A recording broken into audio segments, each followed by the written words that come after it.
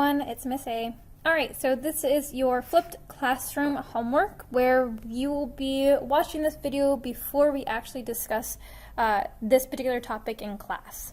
Alright, so first we're just going to dive right in. You should have your homework in front of you. You can try to answer the questions as we go along. You may pause me at any time to fill in an answer, that's fine. Just make sure that you watch it from the very beginning to the end. Alright, so let's go into this. We're looking at the intro into functions. Alright, so this exploration exercise right here tells us that the table below shows input to output pairs. And it wants us to describe a rule in words that would produce the given outputs from the corresponding inputs. Then fill in the rest of the table values as inputs and outputs that are consistent with that rule.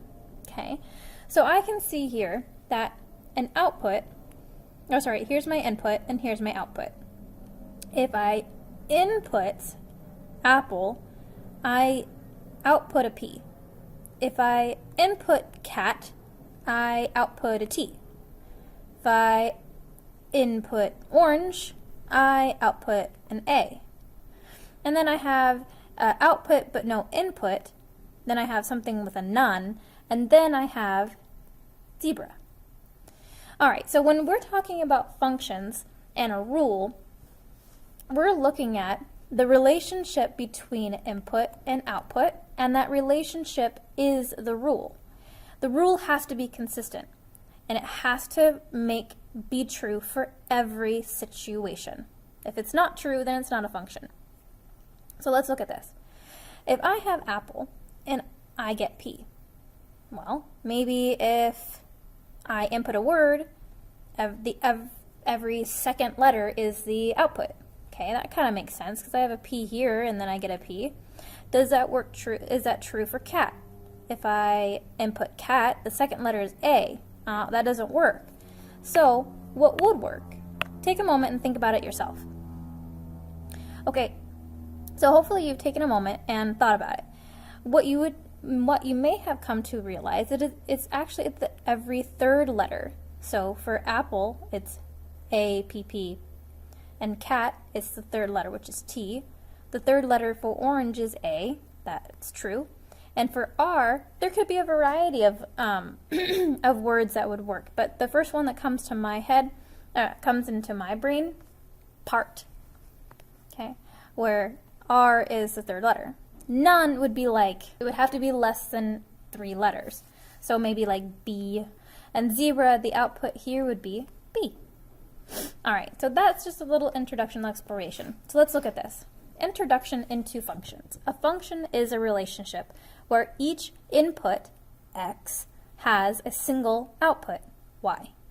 Okay, so on your homework, there is the 6th question that says, what is the prior knowledge do you think is going to help you with this upcoming unit? Okay, so there's something that should be familiar here, x and y. So you should have some prior knowledge of x and y and what that would look like maybe on a graph. Okay, just a little hint there. Okay, so let's look at these.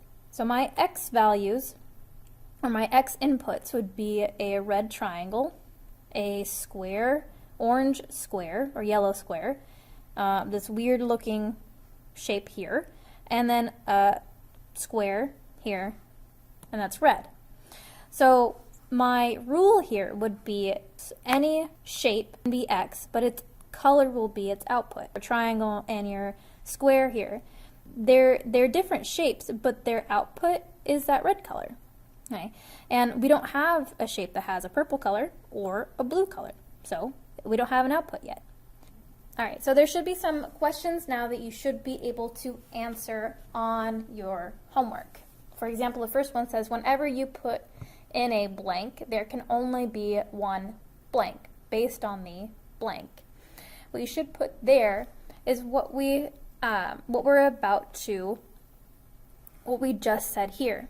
A function is a relationship where each input, x, has a single input or output. So whenever you put in a input, there can only be one output based on the rule. Right up there. Okay, we can dive a little bit further into that, but that's what you should be writing on your homework page right now. All right, let's move down. Examples of a function as a machine. So think of it as like a factory. So you have some ingredients and you put them together and out pops your flaming hot Cheetos or your Takis, okay? There has to be something very consistent about the recipe in order to make a Taki. So the input of those ingredients outputs the Taki. So it's the same thing here. Our input is a sphere of different volumes. So it doesn't matter the volume, it's fine. The output is cubes of different volumes. So the rule or the function is this right here. Turn any input into a cube. That is the rule. So what you need to write is whenever you put in a input, there can only be one output based on the rule or the function. What makes it always true. So this one is for question 1.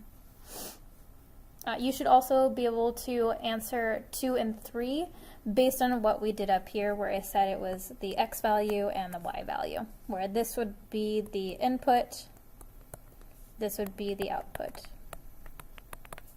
And here we go. So this is the general rule. We already talked about it, but I want to reiterate it again. All right, what does a function do? A function takes an input and gives you an output. So you have ingredients for a Taki, so you get a Taki. So that rule would be like the recipe. Each input can only have one output. So you can only put in the same ingredients and it's always going to give you a Taki. All right, examples of a function. So this would be for questions for 4 and 5. This one specifically is for 4. So examples of a function. When you can use a vending machine, you push a certain button, input, and your snack choice, output, comes out. So if you always press number 2, you're always gonna get Oreos. If you hit 2 and you get Cheetos, but earlier you got Oreos, it's not a function. When a person purchases a cell phone, input, he or she is assigned a cell phone number, output. So if you get a cell phone and that cell phone has more than one phone number to it, that is not a function. There's only one cell phone number assigned to that cell phone. That's a function. So input, phone. Output, only one cell phone number. Okay? You go to the bank. You can exchange American dollar bills, input, for British pounds, output. So when I went to Europe, I did that a lot. I went to an ATM and I put in my credit card and put a bunch of, not a bunch, but some British pounds in output. And there has to be something consistent here. Okay, that's kind of key. That's something that we're going to talk about tomorrow, the consistency or constant something. Keep thinking about that prior knowledge that you're going to have to like draw upon to understand what we're going to be doing tomorrow. So think about what would have to be constant about this. So if, I don't know, person A put in 300 American dollars, so American dollars, and they got, I don't know, 250 in British pounds. I don't know the British pound. I'm just going to make a little squiggly line for don't make fun of me. Squiggly line for the British pound. But then when I go, person B, I put in the same amount of money, but then I get 150 British pounds. Is this a function? Is the rule consistent? Is the rule constant? Does it always produce the same thing? Okay, I'd like you to kind of think about that. I'm not going to answer that right now, but that's just something that you keep your mind active on. All right, some examples of non-functions. So other than the ones that I've given you, these might help a little bit more. So if you visit a website that accepts any word, your input, or your x value, and will produce a list of words, your y value, that can be spelled with the same letters, and will produce a list of words. So it's a list. It's many, many, many words. It's not just one output. It's many outputs. Okay, if you're ordering a gift, your input, your x value, online, and at checkout, you are presented a different shipping option. So like, let's say you bought Takis for $20. It's a lot of Takis. But then they say, oh, well, 1 day shipping is plus $3. Or you can do express shipping for $12. I'm just all over the map when it comes to these numbers. Like, okay, so having different options here for the same thing tells us it's not a function because you're not getting one thing. Now, if it would be a function if this was your only option, if you didn't have anything else. Okay, what about this last one? You have a certain amount of money, your input, your X, to spend on dinner, and look at the menu for your choices. Output. So think about that for a moment. That would really, really suck. You go into McDonald's and you could only choose a double Mc, I don't know. I don't even go to McDonald's. Someone tell me tomorrow what's a good, thing at McDonald's. I don't know. Chicken McNuggets. If you could only get chicken McNuggets and that was it, that would be a function. If you went to McDonald's, so you went to the Golden Gates, and you only got chicken McNuggets. These are my little chicken McNuggets. Okay? That would be a function. Function. Because you have an X and you have a Y.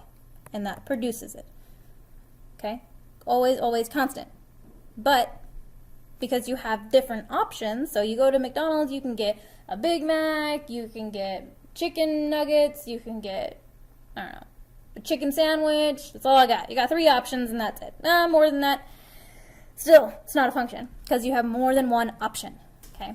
So it's a function when you only have one thing coming out of it. For example, ingredients for Takis always produces Takis. All right. So let's review this really fast. A function takes an input, an X value, and gives you an output according to the rule. And I'm going to tell you this right now, just a little heads up. The rule is the equation. So you might remember y equals mx plus b from your darkest and horrible nightmares. It's coming back to haunt you guys. But it's going to be okay because I like this unit. It's going to be awesome. You guys are going to do fabulous. All right. So just if this is what you get out of this little flipped classroom homework, great. That's all I want. But if you have questions, if you're curious, that's even better. That means that you're like, wow, this is going to be awesome. Okay, so that's it. I hope that you've answered all the questions on your homework. If you have any questions, please email me. More than happy to help you out. All right, I'll see you guys tomorrow.